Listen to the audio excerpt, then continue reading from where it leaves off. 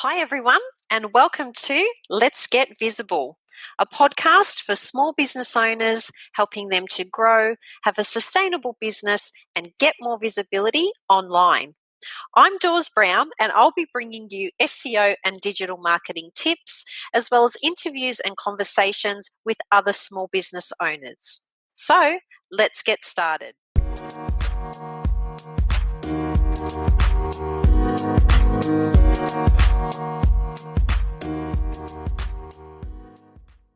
So today's episode is all about empowering high-performing teams. And to discuss this topic, I'm joined by Shelly McElroy. Her background has always involved large groups of people and fast-paced environments. Media and communications and hospitality have been where she has thrived. She has led large teams of up to 120 people in previous roles as a general manager and licensee. Her in-depth understanding of people from work, education, and travel experiences. She can work in a wide range of industries with people from all backgrounds. She's particularly passionate about maximising individuals' potential, which results in a greater contribution to the team. Her strength is communication skills and a deep passion for leading teams model, which she uses as a blueprint for both her professional and personal life. So let's welcome to the Let's Get Visible podcast, Shelly. Yay!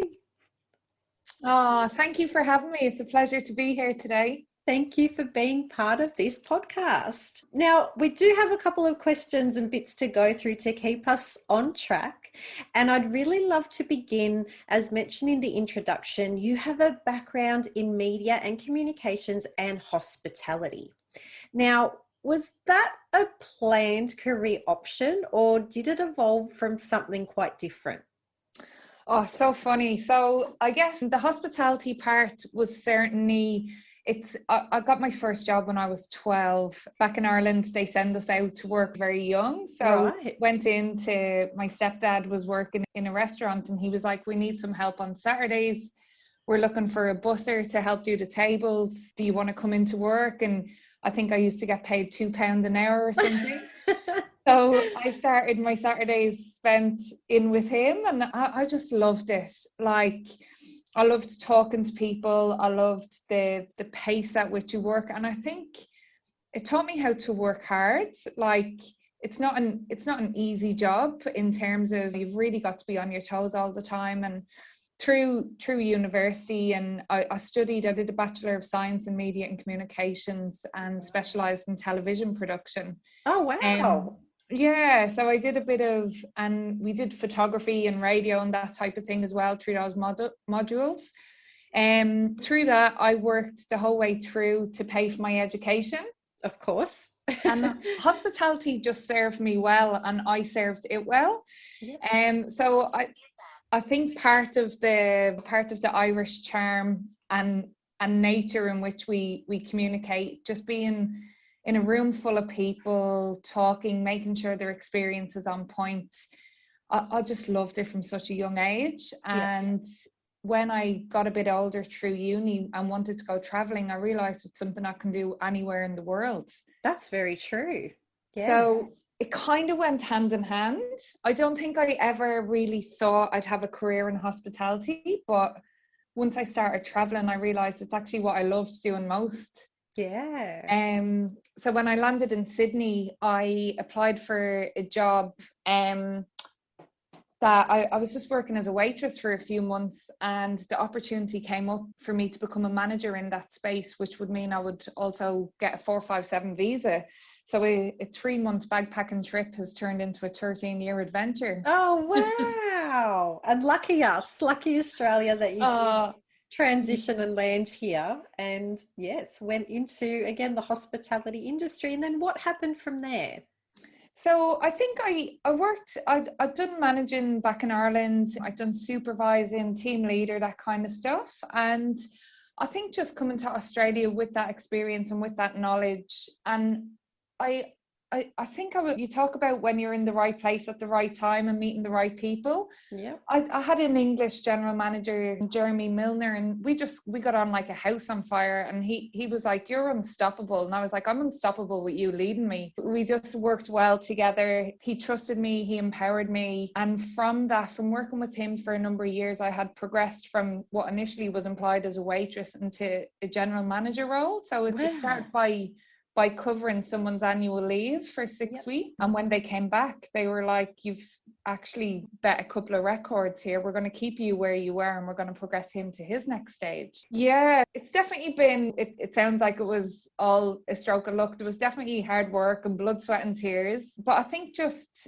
working with good people that saw something in me and being able to just give it 100% when you're at your best capacity, when you can share ideas, when you can challenge what you're seeing in the workplace.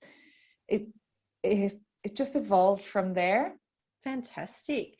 And with you transitioning from Ireland, and you have such a beautiful accent, by the way, transitioning from Ireland and moving to Sydney, Australia, were there any main differences that you could see between people, culture, and how that impacted your work and life? I think the biggest thing, as we know, Ireland has a pretty significant drinking culture, or it did have pre-pandemic. So the big difference for me was, like, Irish people absolutely, they know how to enjoy themselves. It's all about the banter and the good times. Yes.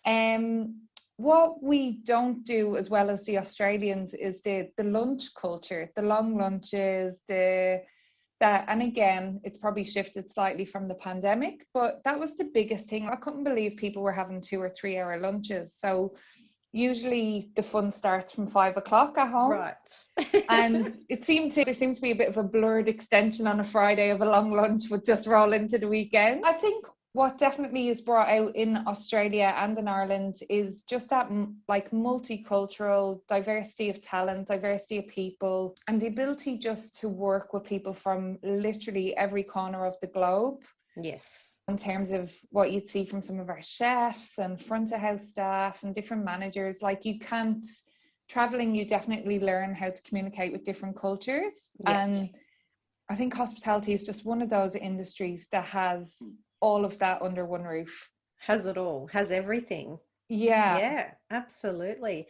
And so you're now working with leading teams, and so transitioning from that, I guess, hospitality background and moving into your current role, can you tell us just a little bit more about your position, the process, and how the work that you do helps others, and most importantly helps people to lead teams? Yeah, absolutely. Back about 7 years ago, I worked with the Maryvale Group, which is one of, I think it's probably the biggest hospitality group now in the Southern Hemisphere. It's owned by Justin Hems, and he's recently bought a huge amount of venues in addition to his current portfolio. I worked as a general manager of a local hotel CBD in the Beresford Hotel. Mm-hmm. And at that time, I started my own family. So coming back from maternity leave into a general manager role, where our family support overseas, I just knew I wasn't really able to make that commitment to the nights, and there was certainly some flexibility offered at that time. But what happened was, there was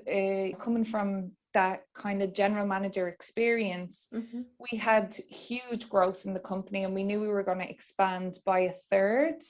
So we were going to hire an additional minimum 1,000 people to operate all these new venues. And I sat down with my director and I said, look, I don't think I can come back as a general manager, but is there something that I could do in terms of like training and development, help the new managers?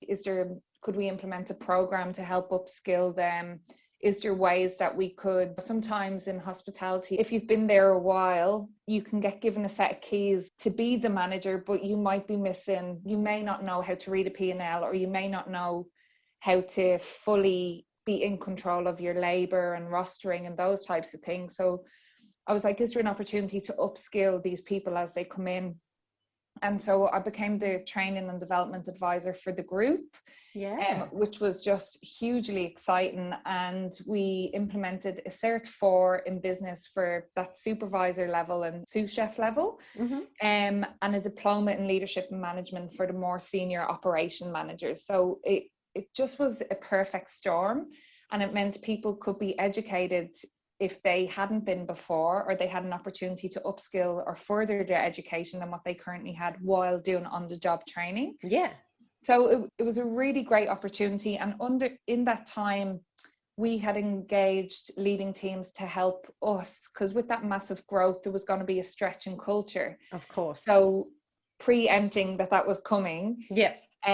We had engaged with them just to help refine the culture, to get all our ducks in a row. And if the bandwidth was stretched, what did that look like? How do we induct new people? How do we make sure we're getting the right cultural fit and not just the best person on paper? And we did work with them for a couple of years. And I just, being a participant in the program, like, it changed how I thought. It changed how I questioned things. It made me, I think the difference was I felt like I had gone from being a good, competent manager to a leader in the business. And what it was, understanding empowerment and understanding how to get the best out of people, and also understanding that not one approach suits everyone.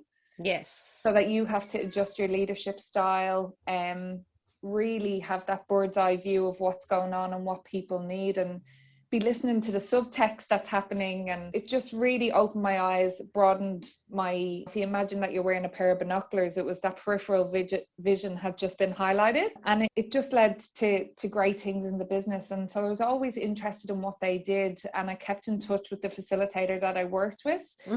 And I just noticed one day, I was literally, I can't remember what exactly I was doing, but I just noticed an advert popped up and it had just been released. And I was like, oh, I don't know if I'm the best person on paper for this, but I'm going to throw my hat in the ring. Yeah. And I had done the training and development role. So I had experience in facilitation, but it was more a training avenue. Yes. But they're kind of, they're not the same skill set, but they're transferable skills. Yeah. And I went for the interview. So the interview process was something extraordinary. So what we did was, you had to come, the very first interview was to bring along 3 items of personal significance and tell a story about them. So I took along my 3 items. One was a bucket list, one was my wedding ring, and one was a family photo. And so I told the stories, and as the questions and stories were unfolding through the interview, at the end of finishing the presentation, the 3 directors just said to me, so what questions have you got for us? Yeah, it was really, so I was asking them about what I'd seen on the website, and what does a standard work week look like, and tell me a bit about the team, and all those types of questions. But it was really them seeing if I was the right cultural fit, and me having the opportunity to see if that was still something I wanted to proceed with. Yeah. So it wasn't a standard interview. You're kind of grilled on situational stuff. What would you do if this happens? How did you deal with a conflict in the workplace? Those types of questions. There was none of that. Oh, wow. And it was quite unique. And the second stage of the interview was when we got to the final 4. They brought us all into a room together, and we did a leading teams workshop for the day. So we had been given time to present. We had to bring along a 90-day business plan. If you get this job, what do you plan to do?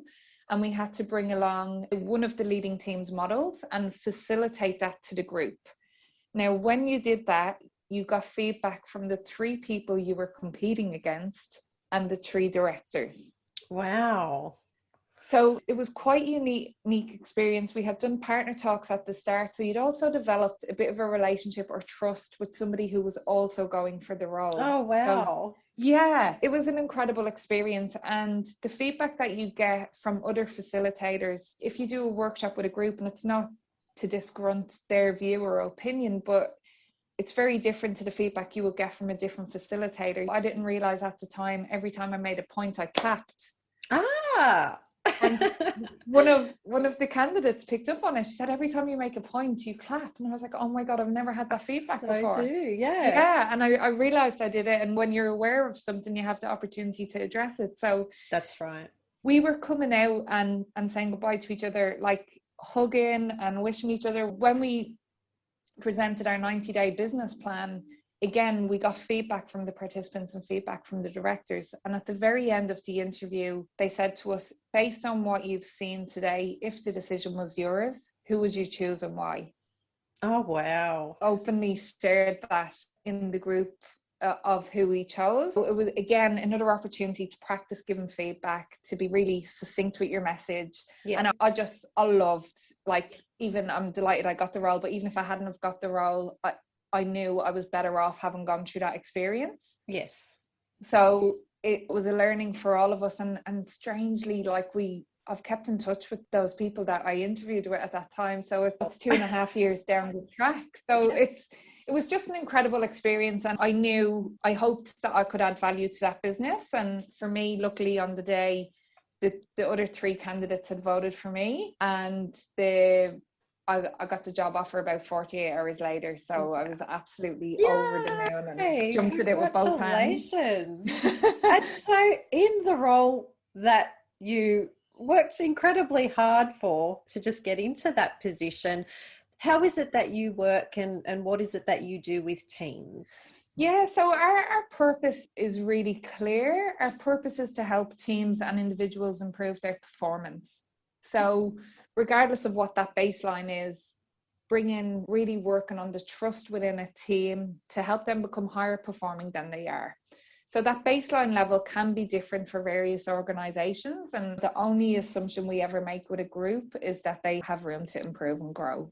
We don't come in and make an assessment, oh, this group is a 2 or this group is operating at a 4 out of 10. That's up to them to decide what that is for them. Yes. But usually when we do work with a group, it's over a minimum of 12 months. Okay. And roughly a full day session every month. And we really help them determine what they're trying to achieve, what their key priorities are. We don't need to know the details of the mechanics of what they do. Where we add value is in the dynamic space. So that's in their culture and their behavior. And sometimes in businesses, you go in and you might get a nice welcome pack and it'll have the culture and values, or they might be on the wall. Sometimes if we ask people, what are your core values, or what does culture would we see if we joined this team? Sometimes they don't know. And that's okay, because that gives us a great starting point to go from. Others might know them off by heart, but may not know what they look like in action. Yeah. And some businesses are living and breathing them, that you come in and the culture here is X. This is our expectations. And if you're not aligned to this, you will not survive on this team. Yeah. So it's just determining that clarity of culture. And, culture ultimately is behavior we accept. So what are the great things that this organization has to offer, and what are some areas of growth for us? And I think everyone, no matter what size your business is, whether you're a solopreneur, so you're running your own, business and show, whether you're part of a team, I think there's always room for improvement. Yeah. And I think with teams, the Sydney Swans have been a client of ours for close to 20 years. Oh, wow. Yep. Yeah. So I think high performance, there's not really a finish line. It's sometimes when we're dealing with clients, they're like, when is this done? And I'm like, it really depends. It depends how far you want to go, because when you get to what we're trying to achieve at the moment, we'll figure out what the next bar raise is. And absolutely. For that. So high performance is a cycle, and the cycle that we work off, a really simple 4-step process is learn, commit, do, review. So love hopefully on the days that clients work with us, they learn something. Yes. They'll always make commitments to action. So in between sessions, it's not just waiting on your leading team session. It's what you do in between those sessions that really counts. Yep. Go and do it, learn, commit, do, and then we'll review. How did we go? What worked? What didn't? If you had your time again, is there something you'd do differently? And sometimes with the pace that business operates at the moment, it's very fast paced. People are working from home. We've the internet at our fingertips. Yes. Sometimes we go from project to project and don't actually stop to review.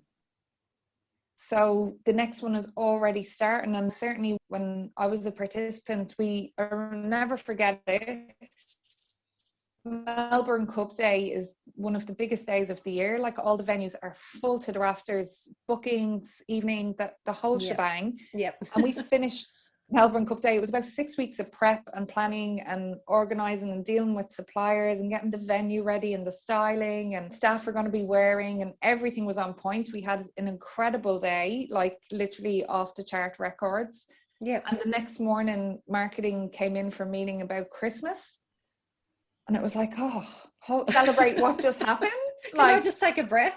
Yeah, that's just an example from hospitality, but other industries could relate to that with their big projects. And when we actually reviewed, it was, okay, what worked really well? And we were able to capture some really great information that if I moved on as the general manager, you could come in and figure out what worked and what didn't last year. And you might take your spin on it and see something that I missed, or that's it. Take something to the next level. So if we don't review, we're actually taking that opportunity away to grow the next time we do it. Yeah, and that's with most things, even in the area that I'm in of SEO and digital marketing. If you don't review, then how do you know what is working, what's not working, and being able to take your campaign to the next level. But I love the way that you said there's really no finish line. You can get from A to B, but then there's always B to C and the next stage and the next level up. So having that, there's no ceiling really, it's just open-ended, isn't it? And there's always opportunity for improvement, as we said, for individuals, for teams. But yes, so important to reflect and look back on the things that you've done, what worked, what didn't work, so you can realign the bus and ensure that you're going back in the right direction. But one thing that you just raised, which leads me into the next question, was hindsight. So taking a look back on your wonderful career and all the things that you've been able to do and learn and achieve, is there anything that you would actually do differently and why? Great question. I think like some of the highs have definitely been just going for it, throwing myself in the deep end. I remember when I got promoted to hotel CBD, it was double this. My team had just grown to double, so I'd gone from a team of 30 to a team of 60. Right. And I was like, oh God, can I actually do this? And the beauty of that as well was I was the first female GM in that particular venue, so that was a big fly in the flag moment. And I definitely would confidently back myself, but inside be like, oh my God. So I think in hindsight, the lows have definitely been more self-doubt, when you're just unsure, am I the most qualified to do this? And that doubt creeps in, and then like your thoughts, we would call it talk, your self-talk. If you let it get out of whack, it can really be a detriment to your performance. So when you start to doubt, you sometimes start to behave in a way where, oh, I'm actually not sure, or can I just clarify that, or and that's been some of the real challenges. But on the flip side of that, shaking that off and just being confident, giving it a crack, and not having a fear of failure. So my tagline motto is, I'm either winning or learning. Oh, I love that. And I don't mean winning to come first, but a win for me would be if you were on a program and you got a promotion, or if you had a challenge that you were able to overcome and I helped coach you through that, that's a win for me. Or what's the learning? So when things go wrong, I will now review, okay, what have I learned from this? What can I take away? And if a similar scenario happens again, what are the red flags that I missed? So I think the attitude and how we see things, definitely the perspective. So there's a great expression that your perception is your reality. That's right. And just checking that every now and again. So is it reality on fact-based, or is it reality that sometimes we can over-dramatize things or overthink it, over-analyze it? And as you said, it's that imposter syndrome, thinking that I'm not enough. I'm not an expert maybe in this particular area. I don't have enough experience or whatever it is. And yes, if you don't back yourself, you end up backing into a corner really and not giving anything a go. But one thing that really stands out from the time that we've met, and I've known you now for nearly, I think, 3 years or so, and you've always had this really positive outlook and energy. So no matter what you tackle, no one would ever know that you're feeling or thinking those things on the inside, because on the outside, you're just such a positive person, and your energy exudes across anyone that crosses your path, whether they're listening to you if you're up on stage or if you're part of a more sort of closed group or small group or intimate team. There's just something about you. There's just this twinkle or positive, magic that happens. And I think other people really pick up on that, and you just put people in a good mood. That story, which is awesome, but you've always been that way. Every single time we've connected or met, there's always just this aura or energy around you where you make everyone else feel really positive and really wanting them to have a go.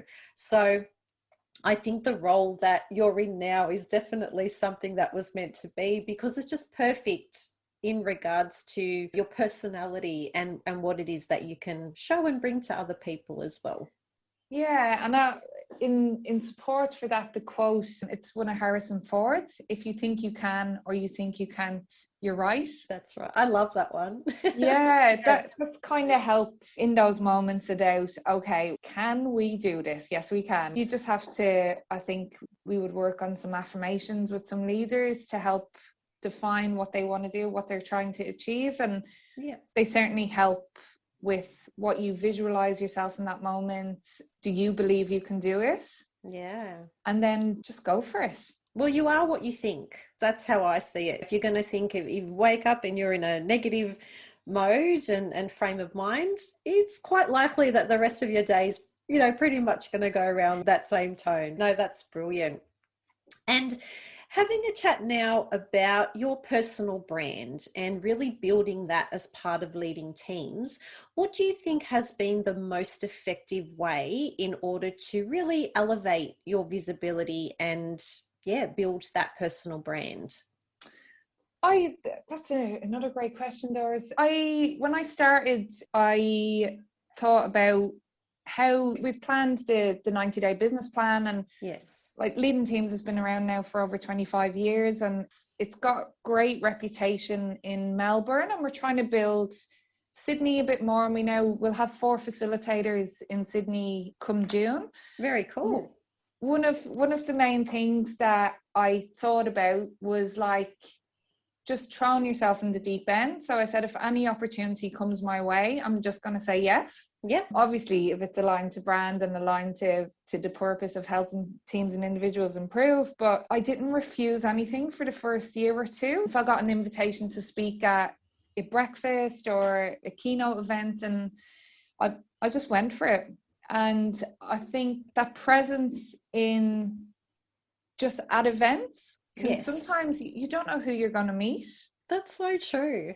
Like we met at an event, so it's you just don't know who you're going to meet. You don't know what the opportunity is on that day, and sometimes it's a bit of a long game. Sometimes things don't happen overnight. It can take months, it can take a year or two, and I think just being patient with that, and then sharing some of your successes, challenges. I've definitely enjoyed doing a little bit of work on LinkedIn. So whether that's connecting with people or, and certainly the opportunity for Zoom to connect with different people around the country has been time saving and a great way to connect and hear other people's stories. But just sharing, sometimes if you share a good post or an article, people respond, and you're nearly surprised. You don't know how it's got to their laptop or their phone, but through somebody that knows them, it's come back, and it's generating a good, genuine conversation of if they like the work that you do or how you might be able to help them. Yeah, beautiful. And networking is such an important component, isn't it, of really building up your brand. And as you said, you never know who's sitting in the audience. Yeah, So it's always quite exciting and interesting at the same time to go, hey, yeah, there is this opportunity, and I'm not sure what the outcome is going okay. to be. Yeah, no, I may not be able to measure that ROI right now in this moment, but there are so many things that happen, as you said, being in the right place at the right time, Yes. and then building up that profile and that network to the point where perhaps around Sydney, or I'm based down here in Wollongong, but you just need to go to a couple of these things, and then it's almost like this flow on effect. The next time you go to another event, someone will walk up to you and go, oh, I've heard about you. You're such and such, and you do this. And you're like, oh, I've never met this person before. But it's, as you said, that long-term game of really just going out there, trying to say yes to lots of things without necessarily knowing the outcome, but it does build up over time. And I Yeah. think we're in a culture at the moment where we expect instant results with everything. I think because maybe the internet is at our fingertips. And so if Yeah. we have any questions, or if we're trying to do, research about something, well, finding the answer is pretty quick and pretty simple. All we need to do is a Google search. But yeah, it's not until you're either in a role or you're running a business that you realize that things actually take quite like a lot of time. Yeah. They're not things that just happen overnight. You're not just going to launch a website and then within a couple of weeks you're going to have all these inquiries flooding in. It just doesn't work that way. But yeah, I'm interested to know, what's your opinion on that, in us really needing those instant results? And maybe this is something you've seen within your work, working with teams too. Is there an expectation, do you think, around, yeah, getting results quickly rather than putting in the hard work and then seeing the results come through a bit longer down the track? Yeah, and definitely with the work that we do, sometimes I've definitely had some business development meetings and presented a year's work and what that would look like for an organization, and nearly seen an almost heart attack at hand. Some people are looking for a quick tick and flick, going to solve the problem instantly. But in terms of culture and behaviors and the work that we do, Mm-hmm. it's not an overnight. You won't do a day and it's not going to change. If you were to do one day workshop, I can guarantee you your team would be connected and absolutely have a good day. But is it going to change what you've told me your challenges are? Yeah. Not overnight. No. So culture, as say for example in an organization, and it's a classic one, meetings are supposed to start on time. Yes. One person comes late, all of a sudden there's 2 or 3 people coming late. All of a sudden we know a 9 o'clock meeting won't start till 9:15. And Yes. it happens over time. It's the norm, it's the new norm, it's behavior that's become accepted. Yeah. Or sometimes we're waiting on the most senior person to arrive, and so we all are sitting there patiently waiting for the most senior person to come in. So sometimes, because it's happened, teams nearly don't even realize that's now the new norm. Yes. It's just that a new expectation at work. So fixing something like that would be a small quick win. We'd Mm-hmm. address it. How are people feeling about it? Sometimes you get things like, oh, it's a bit disrespectful of everybody else's time if we're waiting on one person, etc., etc. Yeah. What's our plan around it? How do we plan to tackle it?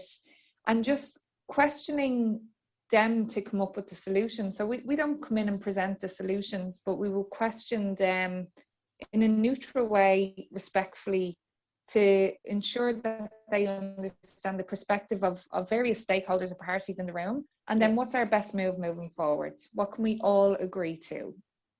So we'd work on like an agreed behavioral framework. Mm-hmm. And that might be, we respect each other, therefore we're not going to be waiting on one person anymore. Yeah. So it's understanding what's the behavior that's missing underneath and Mm-hmm. how does that fix the issue, Mm-hmm. not the task at hand. Yeah. And do you think with culture, and I saw this when I worked with a digital marketing agency, the more that it grew and the bigger that it got, the more of those types of cultural issues would arise, because you've started with, for example, 10 people, and that's grown into 15 people, then that's grown into 25 people. And so you're bringing in all of these other cultures and backgrounds and work ethics and all these different things and mixing them into one. And I know for myself, just as you were speaking then, it helped me reflect on what I saw change within that agency. Yeah. And really over that 5-year period, what a change in culture there was. And it wasn't for the good of the company or the business. It was actually quite detrimental. So it's such a key point. But do you find that the larger the groups or the teams are, that sometimes there's more of those cultural issues that you can see when you go in and be that fly on the wall, so to speak? And the fly on the wall. I Yeah. think, to be honest with you, I work with both small and large teams, and often like it's similar challenges, regardless of size, and it doesn't like, definitely more people can, because it just expands in terms of time spent and etc. But ultimately, a culture of 2 or 3 people can almost have the same challenges as a culture of 150 people. It depends on the people. It depends on the people, and it depends on what they're willing to do or not do to address it. Yeah. So great point. I don't know if that's answered your question properly, but yeah, it did. And again, it's just reflecting on one example. But yeah, as mentioned, as you were talking about it, I was going back and going, yes, that's actually what happened within that business as well. And just people running late and being disrespectful of other people's time and that kind of thing. Yeah, it's quite a common thing, I think, that happens just as teams and people evolve in business. Yeah, and sometimes in particular in organizations where people have been there for a number of years, like I'm working with a group and there's a lady on the team that has been 48 years employed. Wow. Yeah, that's unheard of these days. Hey, absolutely unheard of. But you know, sometimes there can be a tiny bit of resistance, because in that 48 years experience, she's seen a number of things trialed and errored and tested. And so sometimes the resistance can be almost a reluctance to change, or it can come across as excuses, like that won't work here, trust me. And it's, well, actually, when you tried it 10 years ago, we didn't have the same systems in place as we did now. So are you willing to give it a go? So it's opening up the space to have those conversations, to understanding that not just that person, but a number of people's perspective. And if this is the finish line that we're aiming for, let's just look at the best avenue to do that. Yes. So it might be revisiting something that hasn't worked in the past, but we might have new technology that will enable us to do. Yeah, and it's keeping that open mind, isn't it? It's really, the possibilities are endless. There's always options, there's always solutions, but unless you've got the right frame of mind, you know, that you just build up these invisible barriers, I think, sometimes, and just go, not doing it. So it really does come down to mindset. It plays such an important part in that whole picture. Oh, 100%. And yeah, that growth mindset versus a closed mindset. Yes. The difference that can have on a team. Yeah, love it. And are there any final tips? You've shared so much gold, but is there any final tips that you can share with the audience, something that they can do or take away today that would be useful and helpful in their team or in their business? Yeah, so I think we spoke a little bit about the review process, and one of the best tools that we have, I believe, is we would sometimes, so say for example, if you and I are working together, and in terms of you giving me feedback or me giving you feedback or you giving me feedback, we have a tool that's called a stop, start, keep. So what are 1 or 2 things I think you should stop doing? 1 or 2 things I think you should start doing? And what are all the unlimited keeps that you bring to the table? If for whatever reason, if you weren't to be in the team tomorrow, what are the keeps that we'd be missing? So that can be both mechanical in terms of systems or processes or tasks that you do, but also in this dynamic space, like, oh, actually you implement Friday lunches and it's the only time we get together as a team. Would that happen if you weren't here? Those types of things. So it's an opportunity to give feedback in a clear and concise way. And I've also recently used it as a team review. So with an executive team of 4, they reviewed their performance. What are 1 or 2 things they think they need to stop doing? Yes. What are one or two things they think they need to start doing, and what are the keeps and what they bring to this business? And it's just a very effective tool. It's clear, it's succinct. It can be a bit pointy. Yep. Great discussion point. Yeah, absolutely. I'm going to look into that for myself and book myself in a meeting. So if you see me talking to myself, it is a business meeting. But I love those tools and tips, and they can make such a difference to how you run your business and how effective you can run your business and your teams, which is perfect. Thank you, Shelley. No worries. Now, if our audience would like to get in contact with Shelley, I will be adding her contact details and social media links, including that all-important LinkedIn profile underneath the episode of today's podcast. But thanks again, Shelley, for making time and spending it with our audience.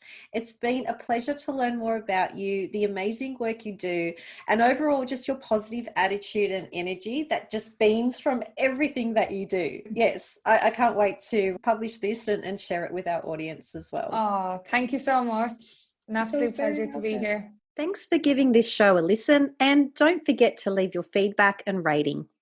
If you want to learn more about me or my services, please jump on over to letsgetvisible.com.au, where you'll find show notes and links to my social media profiles so you can connect there as well. Okay, well, that's a wrap for another episode. So I'll join you next time on the Let's Get Visible podcast.